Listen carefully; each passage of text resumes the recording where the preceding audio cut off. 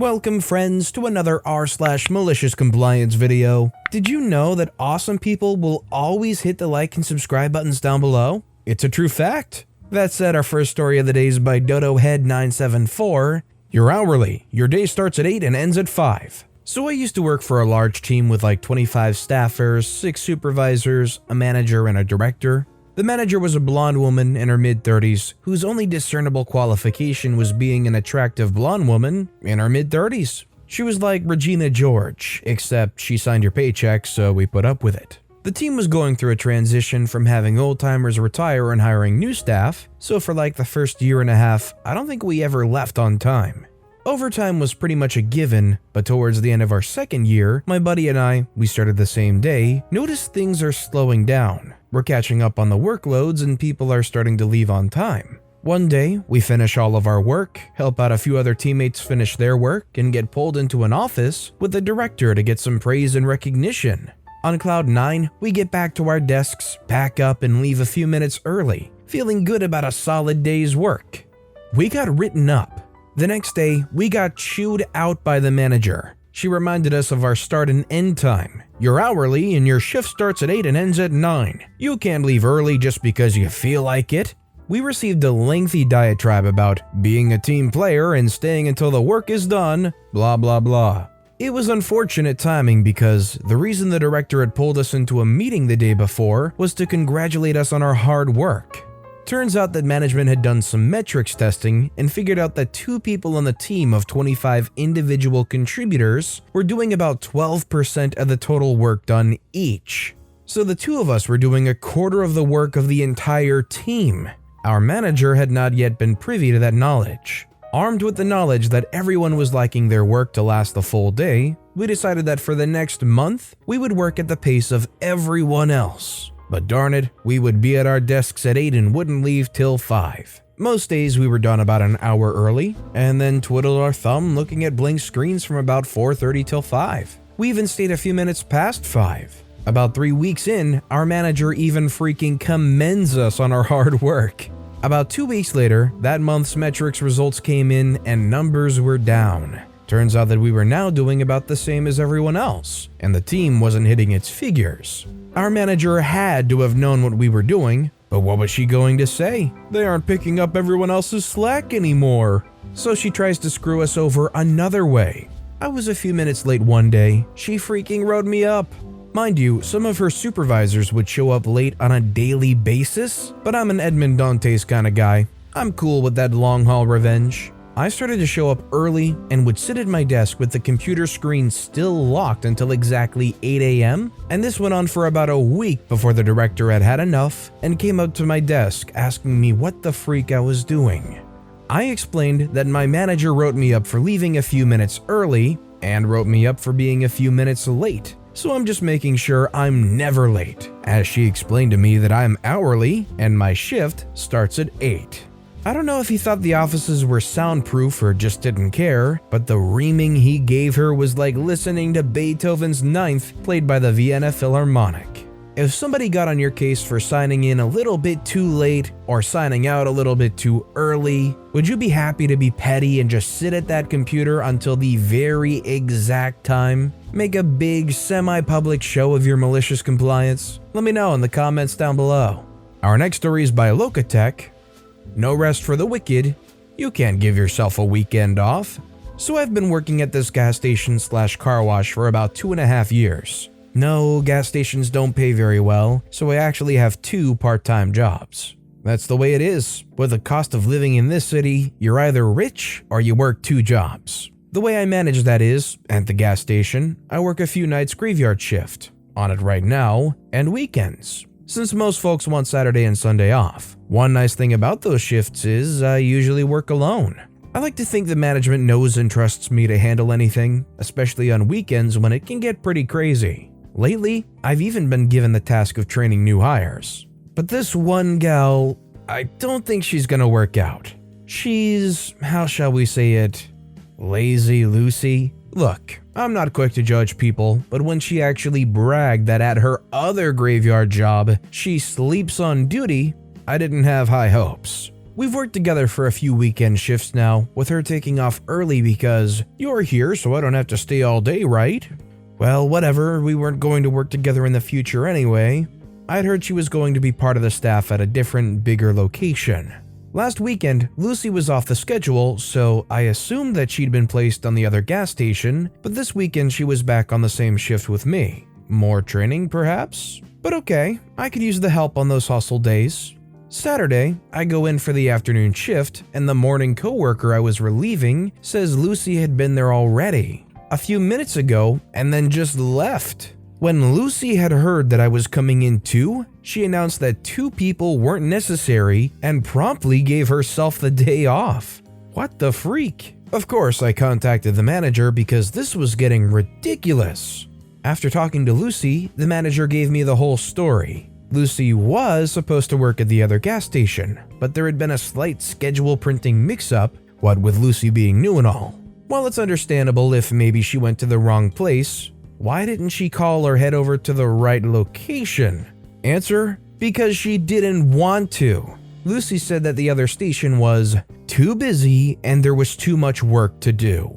I'm not making that up. That's a direct quote. Why does she think we hired her? Reasonably, the manager had listened to Lucy's explanation for not working with me on that Saturday, that 2 people weren't necessary. So the manager asks me, "Do you want to come in tomorrow or would you like it off and Lucy will cover for you?" Really? I haven't had a Sunday off since I started working here. So I said sayonara and see ya Monday. And now Lucy's scheduled for every weekend at that busy location for as long as she plans on working for this gas company, which shouldn't be long. That manager seems awfully cheery and satisfied with the situation for how awful of a worker Lucy is. I don't know what's going on, but that manager is not seeing things for what it's worth for one reason or another. This next story is by Tiger Ruler 711. Make her work sick? How about nobody works at all? I've worked as a temp in construction for almost 3 years. I've had offers of direct employment by some companies I've worked with, but honestly I love being a temp. Anytime I get bored, I can change jobs within reason, so I've tried a bit of everything. That, and I like to collect a piece of high-vis from every company I enjoyed working for. Now recently I've been doing nights, which I don't mind at all, but it's been a bit stormy and another one of the temps has come down with the flu. They showed up to work dying. I asked what they were doing there when they were so obviously sick, and they proceeded to tell me that after contacting the boss to say they were ill, the boss apparently called non-stop and basically harassed them into going. I absolutely loathe people like that. He's a recent addition to our company and constantly contacts the team, sometimes 2 or 3 times a day to check that we're going in, etc. Which is annoying to say the least when you're trying to sleep during the day. But to berate an employee into working when they feel so terrible is not only wrong, but illegal, especially in these bizarre times. Add the fact that this was the coldest, windiest, and wettest night we'd had so far, and I was unimpressed. Side note, I've been having a lot of contact with lawyers over the last couple of years, helping my partner out, and I'm an incredibly fast reader. I hadn't thought much about the job we were doing before this, but the next day I went online and downloaded every manual that had anything to do with the company we were currently contracted into and the job we were doing. It was over 1,000 pages of mostly acronyms and legal jargon, but anything that didn't make sense or had a loophole, I took note of and contacted the traffic authorities and current contracted company for clarification. After just a couple of hours, I contacted my office to see where boss and big boss were, and luckily they were both in, unheard of, and were happy to wait 30 minutes for me to come down. Big boss knows me pretty well by now, and knows I'll try anything once just for the experience. I've worked through broken bones and all sorts of personal tragedy just for the sake of the job and the people I'm working with. But if something rubs me the wrong way, I will be the most spiteful, petty, evil little thorn you have ever met. Newish boss wasn't ready for it. I started by saying I didn't like how coworker was treated, and during a pandemic, I thought that was unreasonable. Coworker is barely 18 and definitely felt bullied into coming in when they shouldn't have, putting the rest of us in danger of getting sick. Boss defended his poopy actions, and I let him ramble until he was done, then gave him 28 instances where the job we were doing was in violation of our country's employment and/or traffic laws, and a further 14 violations of the current company's regulations. Big Boss just left, knowing there was no way I was working with that many violations, and Newish Boss wasn't getting his "all my workers went to work with no problems this month" bonus. After all this, it took almost 2 weeks to sort out and fix all the legal issues, by which time all the other temps had other work to be doing, and absolutely none of them wanted to go back to that particular site. And our contracts all state we absolutely do not have to undertake any job offered to us if we don't want to. I took a week off just for laughs and giggles, and Newish Boss is still learning who he can screw and who he can't. I was having a beer with one of the owners a few days ago, and he said newbie groans loud enough to be heard next door when I call, which is a little sad, because if he hadn't tried to cut corners, he wouldn't have gotten screwed so badly. Ah well, everyone learns on the job. This week, his lesson just happened to be, don't mess with my team. There's a lot of times where people hate sticklers for the rules, but in a situation like this where those rules can cover your butt and give you a lot of leeway, people would adore you. And as the newbie boss learned, they'd probably hate it pretty hard. Our next story is by Dor the Villain, Follow My Instructions to a Tree. I studied elementary education in college, and we were required to take a class on art and elementary age students. This was not a field class where we would work with actual students. This was a lecture about child development and art, age milestones, how to engage them, developmentally appropriate activities, you get the idea. One class, the professor was demonstrating giving instructions to a classroom, and our role was to follow along as the students. She had us working on a piece of paper and whatever art supplies we desired, so long as we followed the directions. For context, most of us were using markers, colored pencils, etc., and drawing along. Steps started relatively simple and grew more complex as she progressed throughout the developmental milestones or something to that effect. So somewhere in there, she tells us to put a tree on your paper. I started to draw a tree, but then it dawned on me I had just collected some leaves from my science course, and they were still pressing in my textbook. As sneakily as I could, I slipped a leaf out of my backpack and glued it smack dab in the middle of the page. The professor was on the other side of the room and continued giving instructions while she meandered about, lecturing in between. My desk mates, many of whom were in the science class as well, saw what I was up to and almost gave it away with their stifled laughs. Okay, maybe and me with those couple maniacal giggles I previously mentioned. We held it together until the professor finally made her way to our table, watched as the leaf caught her eye, and she froze as she processed what she was seeing. And she lost it. Full on bent over, tears from her eyes laughing, much to my surprise. She had me show the class my work, and her contagious laughter caught on while she slipped in gasps about never seeing someone put a literal tree on their paper. To be fair, I feel like some kids, if given the opportunity to do something like that, would kind of make that connection to such a literal put a tree on your paper. So although it's funny, I think it might be even potentially realistic in some way too. And our final story of the day is by Magenta Stargazer. Can't take my beer with me? Okay, I'll make sure it gets drank. A little background on my coworker's friend Jay. He's from Tennessee and had served in the Marines long before I met him.